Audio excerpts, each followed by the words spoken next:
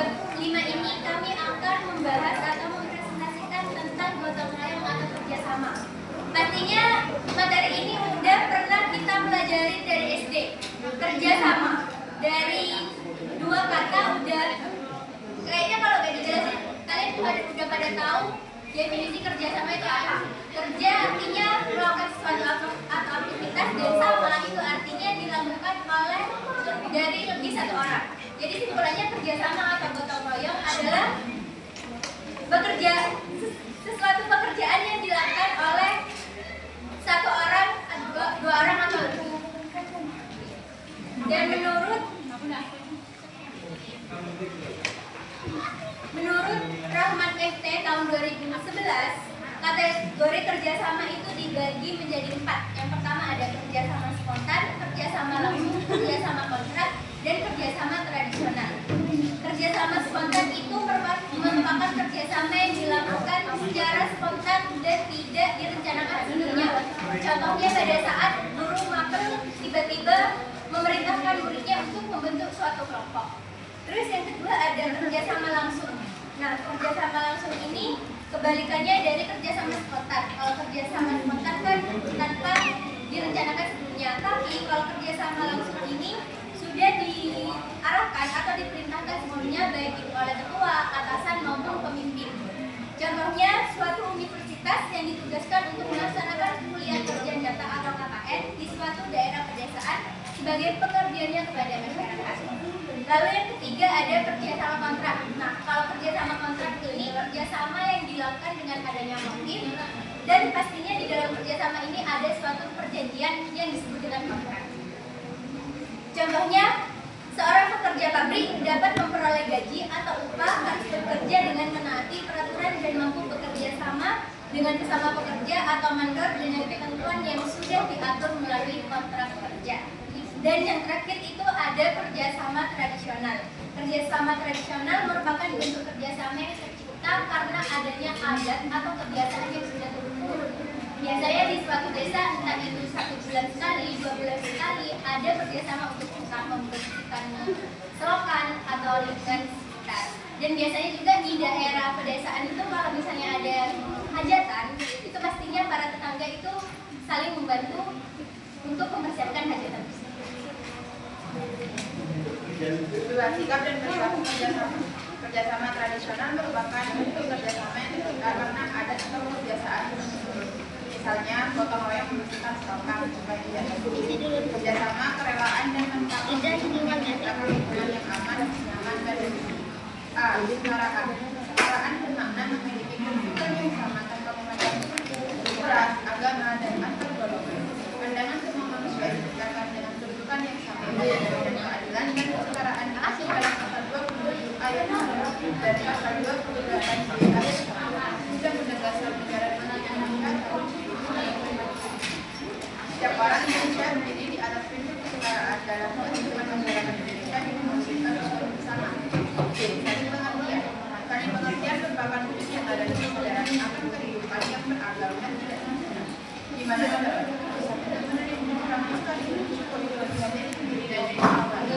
nilai ini berkembang dari sikap dasar saling menghargai yang memungkinkan kita memandang perbedaan sebagai kekayaan kehidupan. Dalam bentuknya kita dapat mengimplementasikan sikap ini melalui berbagai perilaku konkret seperti menjaga pikiran dan sikap positif terhadap sesama. Dari kecenderungan individualistis yang merendahkan orang lain, serta berkomitmen untuk terus melakukan introspeksi diri tanpa cepat memilih hal lain.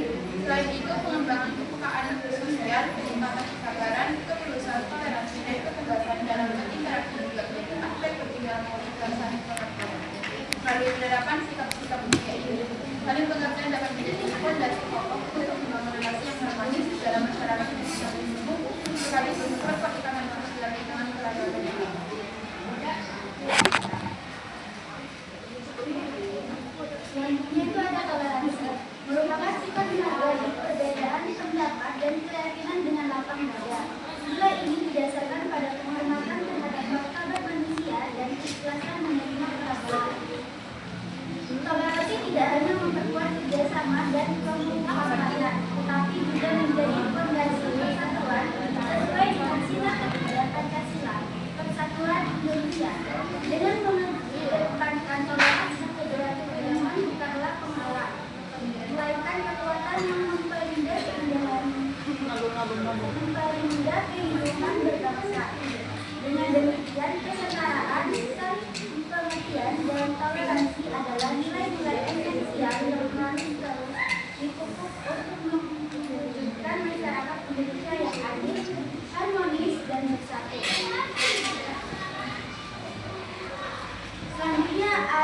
nilai gotong royong dalam kehidupan masyarakat Indonesia.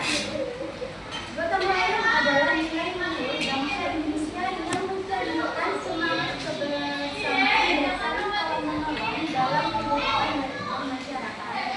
Sederhananya, gotong royong adalah kegiatan bekerja bersama untuk mencapai tujuan bersama, meringankan beban pekerjaan dan mempererat hubungan antar anggota masyarakat. Gotong royong merupakan salah satu ikon budaya bangsa Indonesia yang dikenal hingga ke seluruh dunia.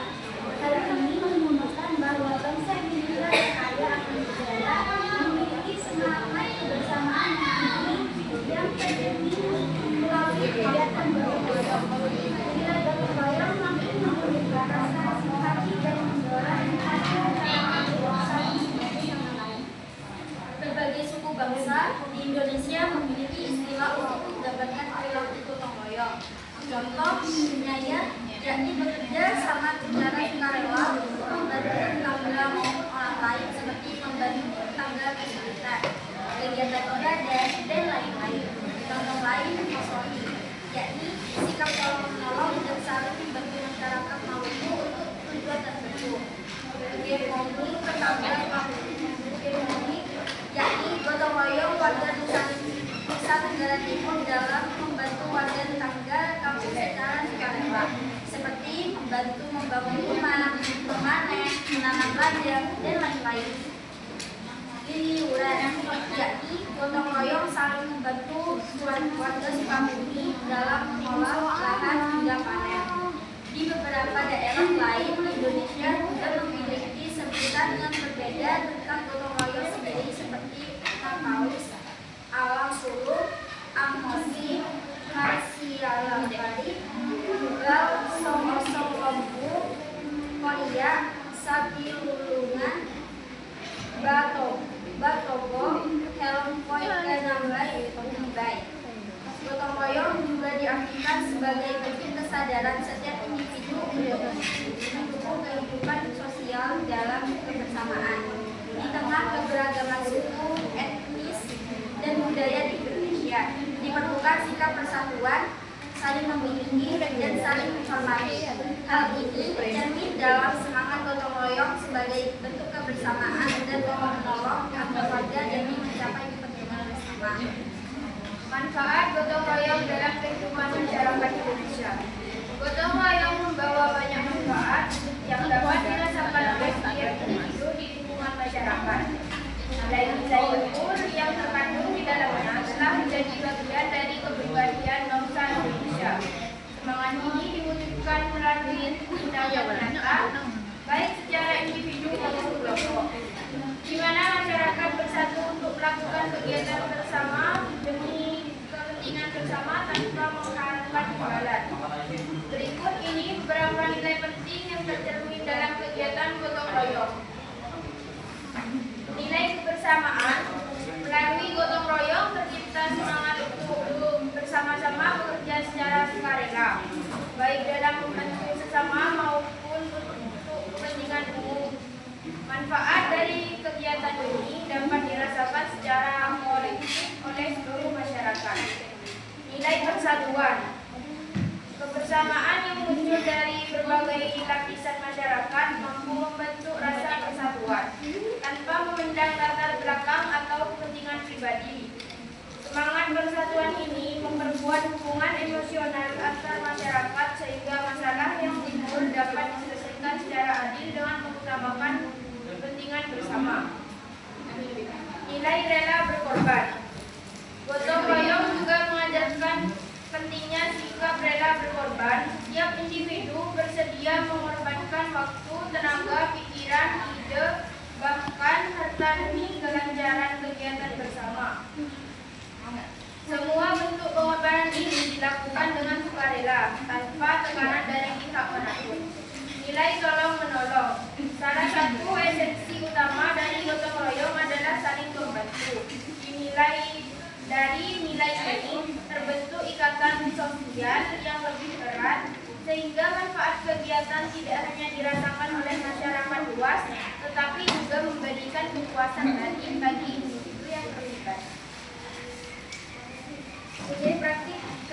gotong royong. Indonesia memiliki berbagai tradisi gotong royong berbeda di setiap daerah. Ya, ada tradisi yaitu kegiatan memasak dan makan bersama sebagai wujud dan syukur kepada Tuhan. Di Yogyakarta, masyarakat mengenal buku, yaitu kerjasama sukarela untuk membantu pekerjaan seperti renovasi rumah, panen atau membuat jalan. Sedangkan di Bali ada juga, yaitu sistem kerjasama para petani dalam mengatur pengairan sawah.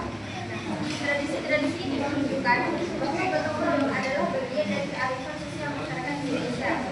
Nilai terkandung di dalamnya meliputi kebersamaan, toleransi, kekeluargaan, kerukunan dan rasa tanggung jawab. Maka gotong royong bukan hanya bekerja sama, tetapi juga bentuk kepedulian dan kecerdasan sosial untuk mencapai tujuan bersama. Nah, itulah penjelasan dari kelompok kami tentang bab 5 tentang praktek gotong royong dalam kehidupan masyarakat Indonesia. Jika ada yang mau bertanya, dipersilakan. Dosen apa dan? Ya, nama Dr. Susian. Nama saya Henrietta Nabia, absen 14 dari kelompok 1. Pertanyaan yang pertama, dengan adanya teknologi seperti AI ataupun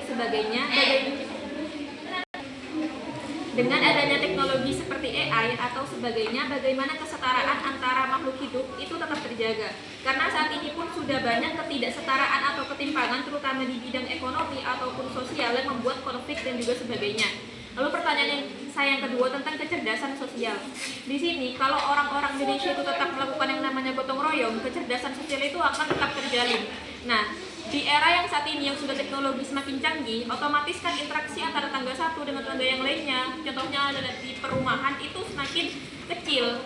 Rasa kerjasamanya, nah itu bagaimana? Terus pertanyaan yang ketiga itu tentang menciptakan budaya literasi dan mewujudkan literasi emas 2045. Nah, saat ini anak-anak Indonesia itu sangat rendah nilai literasinya, lebih tinggi nilai numerasinya. Nah, bagaimana gotong royong atau sikap kalian sebagai anak muda untuk meningkatkan nilai literasi di negara ini?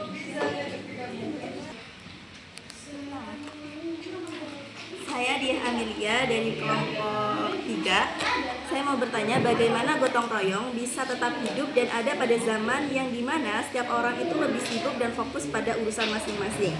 Apakah gotong royong masih diperlukan dalam praktik pembangunan fasilitas umum ketika pemerintah sudah memiliki anggaran dan petugas yang akan membangun fasilitas umum, dan bagaimana cara agar seluruh masyarakat dapat terlibat dalam suatu gotong royong? Jadi tidak hanya masyarakat atau orang tertentu saja yang bisa ikut menjadi bagian dari suatu gotong royong tersebut. Sebelumnya saya punya izin mau menjelaskan. Tadi dia nanya apakah gotong royong itu masih penting, apalagi di era sekarang. Orang-orang tuh biasanya udah sibuk sama urusan masing-masing. Terus juga apakah gotong royong perlu untuk membangun fasilitas umum yang sudah dianggarkan oleh pemerintah, sedangkan pemerintah itu sudah punya petugasnya masing-masing.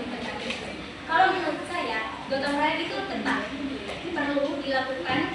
Kalau misalnya pemerintah udah menganggarkan nih, gini-gini anggarannya, terus udah dibagi juga petugasnya buat membangun. Dan tugasnya masyarakat apa? Gotong royong untuk tetap menjaga fasilitas umum tersebut. Meskipun tidak ikut membantu dalam proses pembuatannya, tapi masyarakat juga harus ikut andil, harus bekerja sama untuk menjaga fasilitas umum tersebut. Terus kalau misalnya sibuk sama urusan masing-masing, emang ya sih, zaman sekarang tuh udah banyak yang sibuk sama pekerjaan, sama juga ada yang sibuk sama karirnya masing-masing. Tapi itu menurut saya itu kembali ke setiap individu masing-masing. Misal di suatu desa nih, ada orang yang sibuk banget kerja. Tapi kalau misalnya orang ini punya sifat empati, kalau misalnya ada gotong royong yang bersifat lokal, pasti orang itu bakalan menyempatkan waktu untuk tetap ikut bekerja sama di desa tersebut. Izin menjawab pertanyaan dari Haina yang nomor 3. Saat ini banyak anak muda yang lebih kuat dalam numerasi daripada literasi. Biasanya terlihat dari kebiasaan mereka yang lebih sering menggunakan media sosial, menonton video pendek atau bermain game dibandingkan membaca buku atau menulis secara mendalam. Akibatnya, kemampuan memahami bacaan panjang, menyusun ide dan pikiran kritis pun cenderung menurun. Padahal literasi adalah dasar dari semua pembelajaran. Tanpa kemampuan memahami teks, seseorang akan sulit berkembang di bidang lain termasuk operasi. Bagaimana peran kita sebagai anak muda? Peran kita sebagai anak muda yang hidup di tengah pusaran perubahan ini, kita punya tanggung jawab dan peluang besar untuk menjembatani kesenjangan ini. Peran ini bukan hanya untuk diri sendiri, tapi juga untuk komunitas.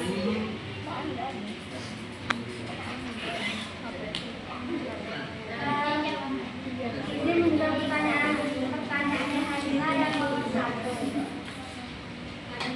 Dengan adanya teknologi seperti AI ataupun sebagainya, bagaimana kesetaraan antara makhluk hidup itu tetap dijaga karena adanya ketidaksetaraan atau ketimpangan, terutama di suatu sosial yang membuat konflik dan sebagainya.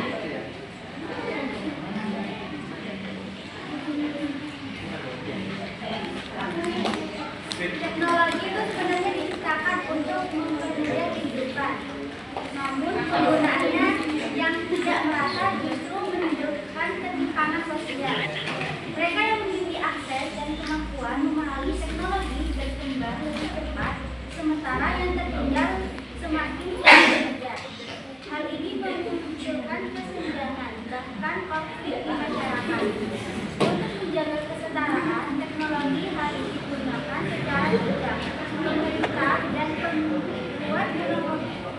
Pemerintah dan pembuat inovasi perlu memastikan bahwa setiap orang memiliki peluang yang sama untuk mengakses dan memanfaatkan teknologi melalui pendidikan, aturan yang adil, dan penyediaan fasilitas yang merata. AI juga harus diarahkan untuk membantu manusia, bukan menggantikan perannya secara total. Saya jawab yang nomor 2.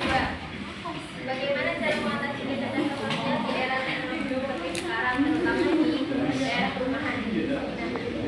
Teknologi membuat interaksi juga kan antar warga semakin berkurang. Kondisi ini bisa diatasi dengan memperbanyak kegiatan bersama seperti kerja bakti, arisan atau acara hubungan. Teknologi juga bisa dimanfaatkan untuk mendekatkan warga melalui komunikasi yang aktif. Selain itu, membiasakan sikap sederhana seperti menyapa, membantu, dan peduli sesama dapat kembali menunjukkan kecerdasan sosial di lingkungan perumahan. Dari jawaban yang sudah kami jelaskan, apakah ada sanggahan? Tidak Baik, terima kasih. Jika tidak ada sanggahan, terima kasih atas pertanyaannya. Sekian dari kelompok 5. Wassalamualaikum.